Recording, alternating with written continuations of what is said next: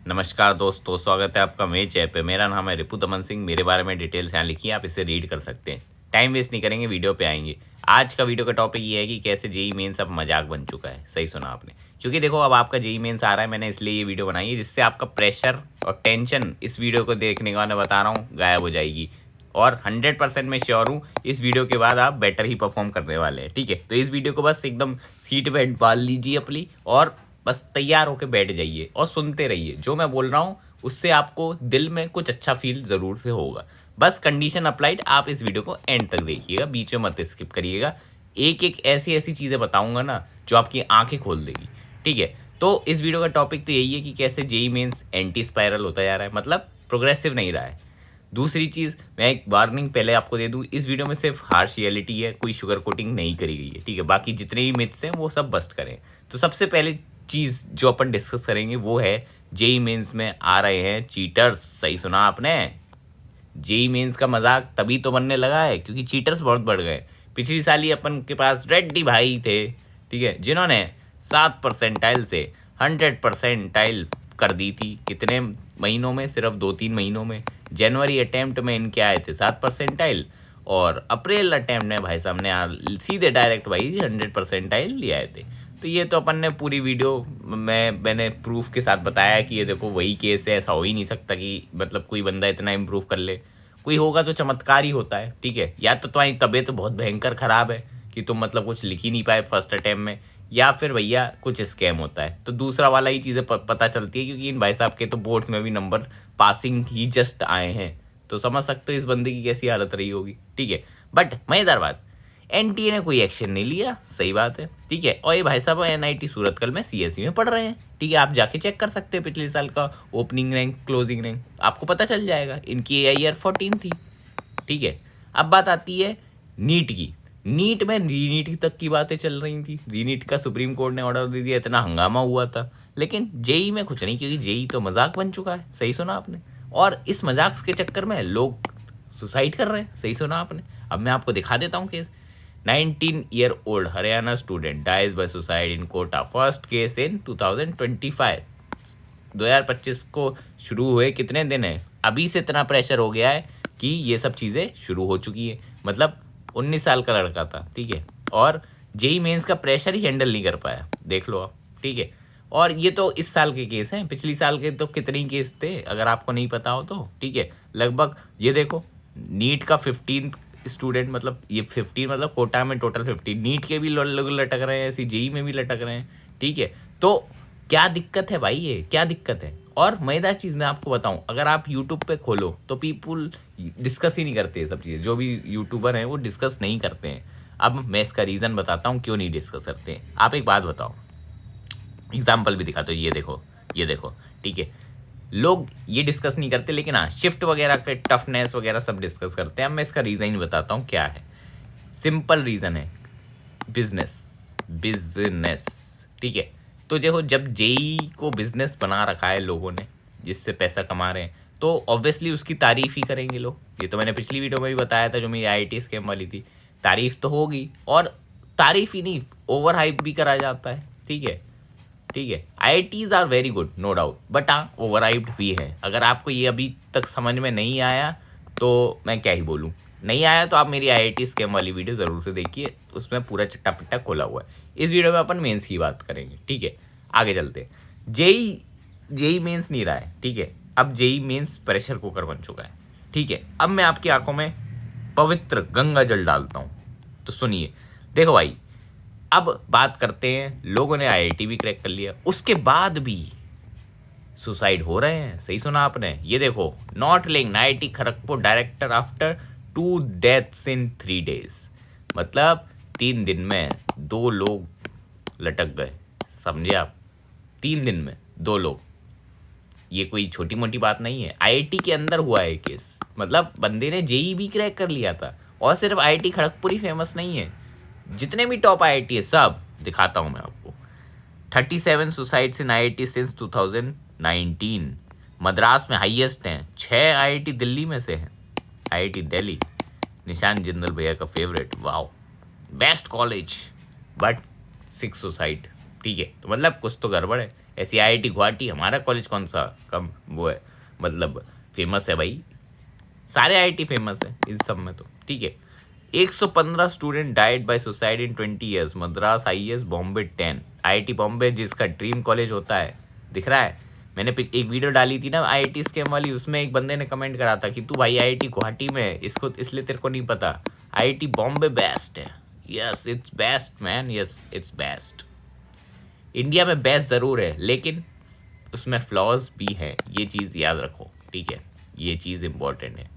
अब जब लोग जेई क्लियर करने के बाद भी लटक रहे हैं तो कुछ तो कहीं तो दिक्कत रही होगी। क्या दिक्कत है भाई? प्रेशर, कंपटीशन, यही दिक्कत है। लोगों को लगता है एक बार IIT हो जाए लाइफ सेट हो जाए, नहीं होता भाई, ऐसा नहीं होता। कॉलेज में भी उल्टा ज़्यादा पढ़ना पड़ता है, याद रखो, ठीक है। अब मैं आपको बोलूँगा कि अपने पेरेंट्स को ये चीज़ ज़रूर से दिखाएं, ठीक है, ज़रूर से, ये वाला सेक्शन उनको मैं बताना चाहूँगा कि जेई बोर्ड्स के जैसा नहीं है कि आपने 2-3 महीने पढ़ाई कर ली और 90% आ गए। ऐसा नहीं होता यहाँ पे, क्योंकि यहाँ पे लक चलता है। लक का एग्जाम्पल मैं आपको देता हूँ। जेई मेंस में जो टॉपर होता है, यूजुअली वो जेई एडवांस का टॉपर नहीं बन पाता। क्यों ऐसा क्यों हो जाता है? क्योंकि भाई जितने भी टॉप 100 के स्टूडेंट्स होते हैं, इवन टॉप 200 तक के मार लो, लगभग इनकी नॉलेज इक्वल ही होती है। अब बस एग्ज़ाम वाले दिन किसका लक चल गया, उसके ऊपर से, मतलब उसके ऊपर डिपेंड करता है कि उसकी रैंक कितनी आएगी, ठीक है। एक दो कई का एक्स्ट्राऑर्डिनरी स्टूडेंट्स भी होते हैं, उनका भी एक्सेप्शनल केस है, केमिस्ट्री ऐसे एक्सेप्शन भी रहते हैं, लेकिन इन जनरल मैं बताऊं लक का फैक्टर ही रहता है, तो याद रखिए। तो लक अगर आपका पेपर वाले दिन नहीं है तो आपने चाहे कितनी भी पढ़ाई करी हो, ज़रूरी नहीं है कि आपका सिलेक्शन हो। लेकिन इसका रिवर्स भी पॉसिबल है, कम पढ़ाई करने के बाद भी लोगों का सिलेक्शन हो रहा है, समझ रहे हो, क्योंकि लक उनके साथ था, ठीक है। तो लक तो है भैया, ये याद रखना। अपने जो किड्स हैं उनको सपोर्ट कीजिए, पेरेंट्स के लिए मैं स्पेशली बता रहा हूँ। प्रेशर ना ले, वो जितना कम प्रेशर लेंगे उतनी ज़्यादा उनकी परफॉर्मेंस आएगी एग्ज़ाम में। उनके तरफ आपका चिल एटीट्यूड होना चाहिए एटलीस्ट स्टडी में, लेकिन चिल होना चाहिए, नॉट मतलब ऐसा नहीं कि मतलब आपने उसे खुला ही छोड़ दिया। थोड़ा स्ट्रिक्टनेस भी होनी चाहिए, ठीक है, लेकिन हाँ चिल भी होना चाहिए, ऐसा नहीं कि वो ज़्यादा प्रेशर ले, सिंपल एज दैट। और ट्रांसपेरेंसी मेंटेन रहनी चाहिए बिटवीन पेरेंट्स एंड जो भी स्टूडेंट है। पूछो क्यों? उससे क्या होगा? अगर किसी स्टूडेंट को कुछ इशू आ रहा है, अगर वो पेरेंट्स को नहीं बताएगा तो वो इशू कैसे सॉल्व होगा? लोगों की बैकलॉग क्रिएट हो जाती है। क्यों होती है? क्यों होती है बताओ, आप खुद बताओ। अगर आपकी बैकलॉग कभी हुई थी, कुछ तो रीज़न रहा होगा ना, कुछ तो इशू आया होगा। पेरेंट्स के साथ अगर आप डिस्कस नहीं कर रहे हो ऐसे इशू, तो भाई बहुत बड़ी दिक्कत है, जिसमें हेल्प लगती है। इसलिए पेरेंट्स को थोड़ा अवेयर रहना चाहिए, ठीक है। अब एक और चीज़, पेरेंट्स के दिमाग में एक मिथ है कि JEE is the only way for success. बड़ा मिथ है ये, ऐसा नहीं है। देखो जेई से चीज़ें वो हो जाती है, हेड स्टार्ट टाइप का मान सकते हो। जेई टाइप एक तरह से हेड स्टार्ट है, जैसे रोड है तो ये मान लो एक्सप्रेस वे है, ठीक है। अब जेई नहीं निकला तो ऐसा नहीं कि सक्सेस पे आप नहीं पहुंच सकते, बिल्कुल पहुंच सकते, लेकिन उसके लिए अब आपको हाईवे लेना पड़ेगा। हाईवे पे थोड़ी स्पीड स्लो हो जाती है, तो हो सकता है जिस बच्चे ने जेई निकाला वो 5 साल में कुछ बेटर चीज़ अचीव कर ले, कंडीशन अप्लाई, वो मेहनत करता रहे। वही बच्चा अगर जेई नहीं निकाल पाता तो ऐसा नहीं है कि नहीं अचीव कर पाएगा, कर लेगा, 7 साल में कर लेगा, ऐसा है, बस इतना डिफरेंस आता है, ठीक है। तो इतना प्रेशर भी नहीं लेना है जेई के लिए, जितनी अपनी कैपेबिलिटी हो उतना करिए, ठीक है, क्योंकि सबकी अलग अलग कैपेबिलिटी होती है, कैपेसिटी होती है, ठीक है। आपको अपना बेस्ट देना है, ठीक है, और फेल होने से डरना नहीं है, सिंपल एज दैट। क्योंकि बैटमैन अगर आपने मूवी देखी, उसमें एक कोट था जिसमें वो वेल में गिर जाता है शायद से, है ना, चमगादड़ बड़े रहते हैं वहाँ पे, ठीक है। तो गिर जाता है, हेल्प के लिए चिल्लाता है, तो उसके पापा आते हैं, तो उसके पापा पूछते हैं कि भाई हम गिरते क्यों हैं, वाई डू वी फॉल? तो फिर उसके पापा आंसर देते हैं, so that we can learn to pick our self up. समझ रहे आया क्या लिखा है? इसका मतलब ये अपन गिरते क्यों हैं, जिससे हम उठना सीख सके, ये इंपॉर्टेंट है। तो फेलियर से आपको नहीं डरना है, चाहे वो जेई हो वगैरह, क्योंकि जिनको लोगों को पैनिक अटैक अभी आ रहे हैं वो फेलियर से ही तो डर रहे हैं। जिस दिन ये फेलियर से आपका डर खत्म हुआ, मैं बता रहा हूँ आपका एग्ज़ाम बेटर जाएगा, परफॉर्मेंस बेटर बूस्ट हो जाएगी, ठीक है। अब मैं आपको और मज़ेदार चीज़ दिखाता हूँ, उसके बाद तो आपकी आंखें एकदम पवित्र हो जाएंगी, जो गंगा जल का असर है और बढ़ जाएगा। ये है मेरी मार्कशीट जेई मेंस की, ठीक है, जिसमें मेरा सिलेक्शन हुआ था। जेई मेंस में मेरी इतनी रैंक थी, देख सकते हैं। मैंने जेई मेंस 2 बार दिया है, मैं ड्रॉपर भी रह चुका हूँ, तो मुझे एज अ फ्रेशर का भी पता है और ड्रॉपर किस प्रेशर से जाते हैं वो भी पता है, ठीक है। जेई 2027 में मेरे 128 मार्क्स थे आउट ऑफ 360 और मेरी रैंक थी 40,530 थी समथिंग, जो आजकल 97 परसेंटाइल के अराउंड बैठती है। सिमिलरली फिर मैंने ड्रॉप लिया था क्योंकि ऑब्वियसली सिलेक्शन नहीं हुआ था। मेरे एडवांस में शायद कितने नंबर थे, 110 थे शायद, और 128 120 कुछ कट ऑफ गया था जेई एडवांस का, तो जेई एडवांस क्वालिफाई नहीं हुआ था, मेरा एग्ज़ाम में लिख के आया था, ठीक है। उसके बाद जेई आता है 2018 का, मेरी रैंक इंप्रूव हो जाती है, मार्क्स मेरे थे 170 रैंक और रैंक अंडर 10,000 आ गई थी आज के 99.45%, जिसमें आपको एक डिसेंट एनआईटी या ट्रिपल आईटी मिल जाएगा आराम से, ठीक है। तो अगर आप एक चीज़ नोटिस करें तो मेरे मार्क्स कुछ ज़्यादा एक्स्ट्रॉर्डनरी नहीं थे, ठीक है। 50% स्कोर पे मेरे टाइम पे अंडर 10 की रैंक थी, ठीक है। अब आते हैं जेई 2024 पे, काफ़ी ज़्यादा चेंजेस हो चुके हैं। जब मेरे टाइम था तब जेई सीबीएसई कराता था, ठीक है, और अब एनटीए कराता है। हमारे टाइम सिंगल एग्ज़ाम हुआ करता था, वो भी ऑफलाइन मोड में, अब शिफ्ट वाइज होता है, वो भी ऑनलाइन। हमारे टाइम पे कोई स्केलिंग नहीं होती थी क्योंकि पेपर सेम ही है, तो स्केलिंग क्या होगी। और अब नॉर्मलाइजेशन स्केलिंग तो कॉमन चीज़ है क्योंकि शिफ्ट की डिफ़िकल्टी के हिसाब से चलता है मामला, ठीक है। प्लस केसेस ऑफ मिसकंडक्ट्स बढ़ चुके हैं, अभी चीटिंग वाला डिस्कस करा था अपन में, ठीक है। तो अब मैं आपको जेई मेंस 2024 का लॉजिक दिखाता हूँ, बड़ा खतरनाक लॉजिक है। ईजी शिफ्ट में 99 परसेंटाइल लाने के लिए आपको चाहिए 220 मार्क्स, और अगर आपको नहीं पता तो 99 परसेंटाइल पे 16,000 रैंक होती है, मतलब जितनी मेरी रैंक है उससे भी पीछे, ठीक है। तो 220 नंबर आपको चाहिए थे इजी शिफ्ट में, तब आपकी 99 परसेंटाइल आई थी। वही अगर आपकी हार्ड शिफ्ट थी तो आपको 170 मार्क्स चाहिए थे, तो आपकी 99 परसेंटाइल आ रहे थे, ठीक है। अब अगर आप इसमें डिफरेंस देखोगे तो लगभग आपको 50 नंबर का डिफरेंस दिखेगा। मज़ेदार बात है, एनटीए ने ही दोनों पेपर बनाए हैं। तो मेरा सवाल ये है एनटीए से कि भाई तुम्हें डिफ़िकल्टी लेवल का चीज़ें समझ नहीं आती हैं क्या, मतलब आपको नहीं पता था आप कैसा पेपर बना रहे हैं कि इतना वेरिएशन आ गया। ठीक है 19-20 का अगर आता, 10-20 नंबर का तो हम मान लेते, बट 50 नंबर कुछ ज़्यादा नहीं हो गया? ऐसा क्यों हुआ और कैसे हुआ, ये मेरे मन में अभी भी डाउट है और मेरे हिसाब से आपका भी होगा, ठीक है। अब एक चीज़ मैं आपको बताना चाहता हूँ कि जो ये नॉर्मलाइजेशन है वो रिस्क मतलब बिल्कुल ही फुल प्रूफ नहीं होता, इसमें एरर भी हो सकते हैं। बताते हैं कैसे। देखो भाई, चैलेंजेस क्या है नॉर्मलाइजेशन के। शिफ्ट डिफ़िकल्टी वेरिएशन, ऑब्वियसली जो शिफ्ट है हर एक की डिफ़िकल्टी वेरी करेगी, ठीक है, ये तो सबको पता है।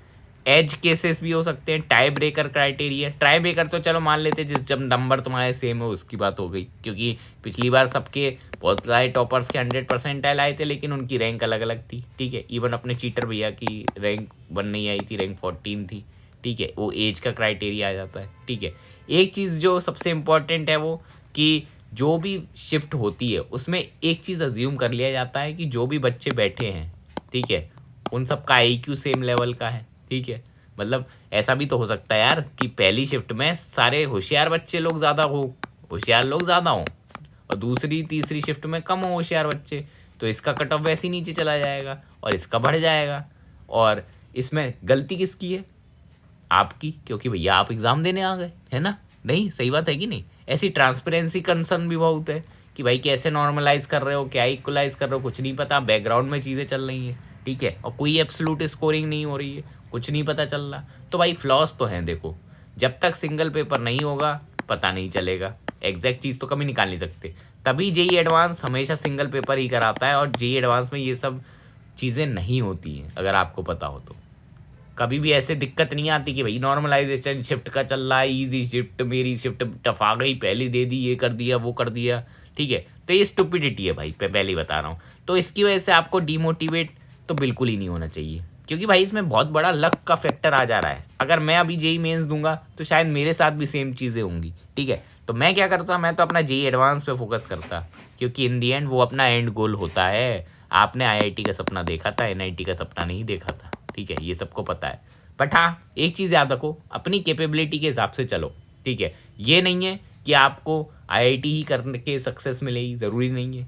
आप बस कर्म करो, फल की चिंता मत करो। हार्ड वर्क अगर आपने करा है, ठीक है, आई एम प्रीटी श्योर कभी ना कभी आपको उसका फल मिल ही जाएगा। ठीक है, तो बस काम करते रहो। ठीक है, और पढ़ाई करिए तो देखो भाई, ऐसा नहीं है आईआईटी भी निकल जाता है, पढ़ाई करी होगी तो निकलेगा, टेंशन मत लेना। ये इस वीडियो का मोटिव था, और बाकी अपन ने जो सत्य बताना था बता दिए। मिलते हैं आपको नेक्स्ट वीडियो में। Thank you, thanks for watching, bye bye.